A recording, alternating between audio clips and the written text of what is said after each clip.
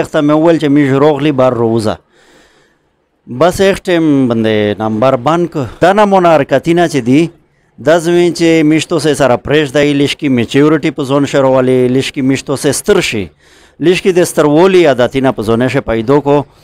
به زمین چې کېدای شي دغه قوم کېدای شي دغه قوم چیرې مخ لوړ شي. السلام علیکم قدرمنې دغه اروغلی نن تیر کې سیرونیه ته په داسې شی دغه پرین بروم چې شوه دی برومه د وجې نه سابو ملټیم شي یوه کمره بیا چې دلیدو او دغه کیر د دغه مامک ته دی زه د ډېر وخت نه پیژنم میش سره اکثر دی د چندې د پوره شری شي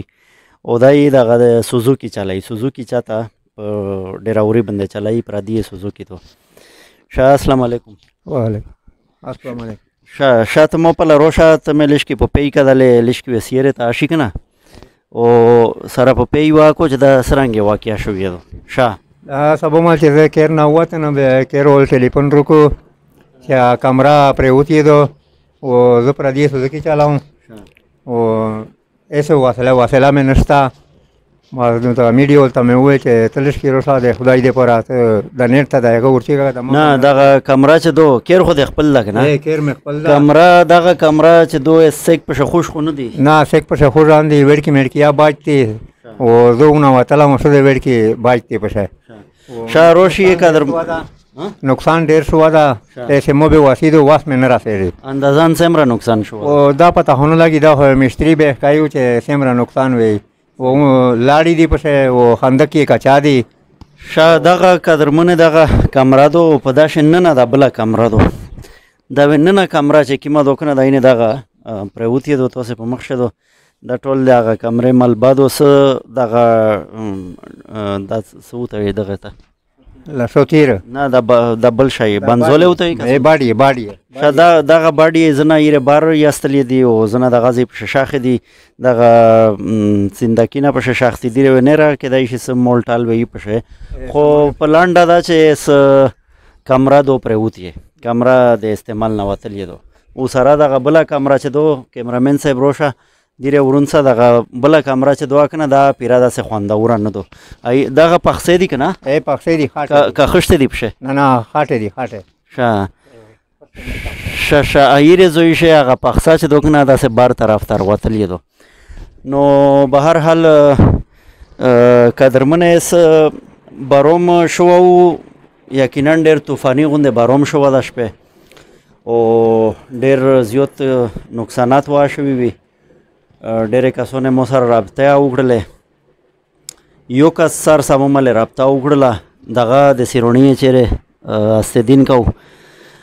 بیا میش ورغلی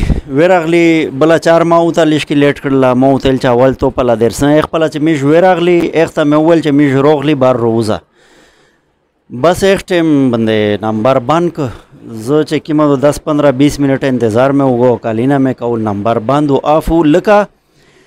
د سړی یاسې یو بیادبي د مافي یو حرمتیب یې وکړو لکه ستړیاونه یې مو به ته څه ستړی کې یاره مو الله پاک مې نه ستړیوي مې ته څه ستړی کې او دا نمونه حرکتونه چې یې که نه دا مو ته څه داسې نقصان نه روکوي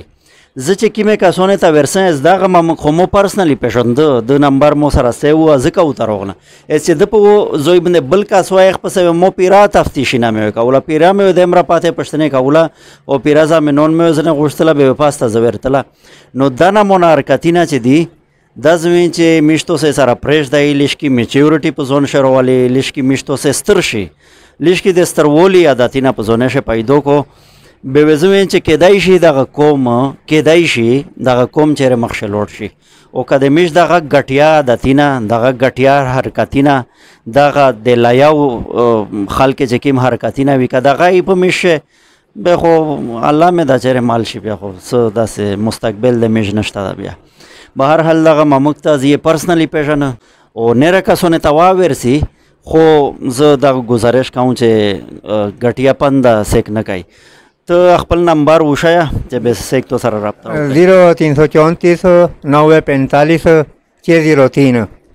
او دا مې کمره رنګه ده او درویغه نوم یې کیر مې خپل ده تقریبا شپېږ مرلې ده